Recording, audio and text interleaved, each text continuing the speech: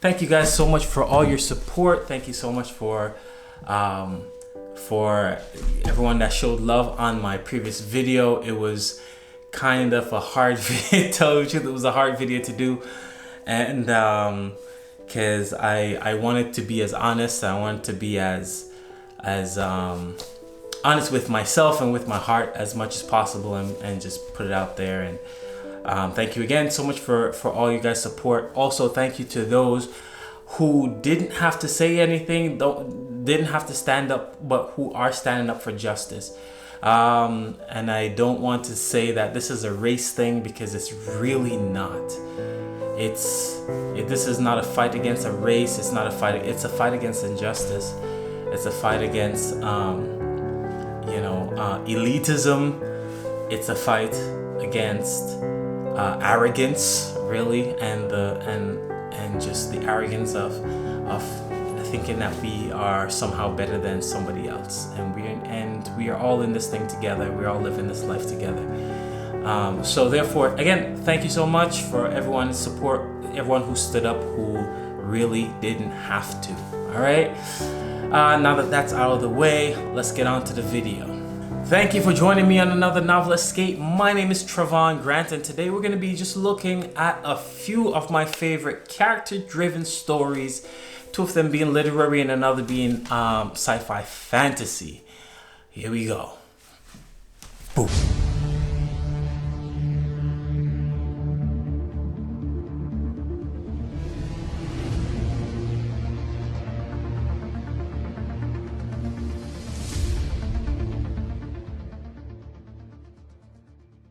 Guys, if I don't personally like a book, would you rather me not review it, or would you rather me review it and telling my opinion on why it's bad? Please leave a comment below and let me know what you think. I am currently actually rereading Circe by Madeline Miller, and it's just a retelling of the story. I guess it's a retelling or an imaginative telling of the story of Circe, who is a minor god in among the Titans. Because if you're talking about Greek mythology, then you have the Titans, then you have the Greek gods, right? And the Titans used to rule before, and then up came Zeus, and Zeus came and slew many of the Titans and so on. And now there is like this kind of tentative relationship between the remaining Titan gods and also Zeus and the Olympian gods, right? So it's a basic rundown of that. But Madeline Miller goes and tells the story of Circe as she grew up in a family of Titans, and their arrogance and so on, and how she's had to break out of that and so on. Now, I think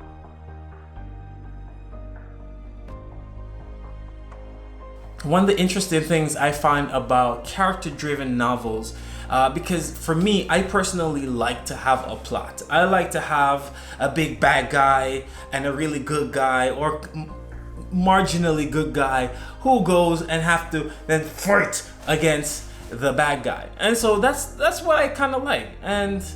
But these books are kind of like a breakaway from the norm. Your literary novels, especially your character-driven ones, are a breakaway from that norm, because there's no overarching plot. There's no major bad guy. Yes, there might be antagonists, but there's no major bad guy, And so without that major bad guy, how does the story move?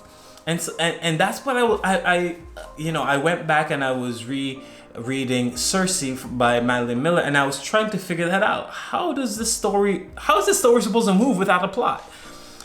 And so I'm about 75% of the way through, and I think I got it. Because our lives sometimes naturally, our lives don't have plots. I feel as if we as human beings, we all live this character-driven story. But as you know, there are major events through our lives which shape our lives. And I think that's what makes this book interesting. There are major events that our Madeline Miller highlights major events in this character's life that become interesting and that kind of shapes their life. And now I start to think of like ideas of destiny. You know, destiny is like, let's just say, destination, where your character is eventually gonna go at the end of the story.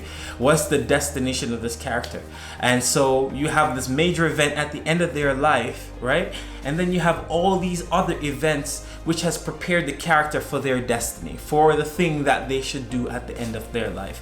And so that's what's going on in this book. And I did find it very interesting. It's very enjoyable to read. And because it's, well, not because, but one of the things about this book is that the language is so beautiful. The prose are beautiful. I remember one specific metaphor that this character or that was drawn in this book, and the image of it just, it made so much sense to me. And one character was describing another as being, oh, he stands out, and he stands out like a bull on the beach. I can see that. You know, like, it made sense. A bull on the beach. A bull on the beach would stand out. And I was just like, dang. Circe, this daughter who is living in this living in a rich family, but a rough family, who really don't have an ounce of love for her or anybody else, as a matter of fact.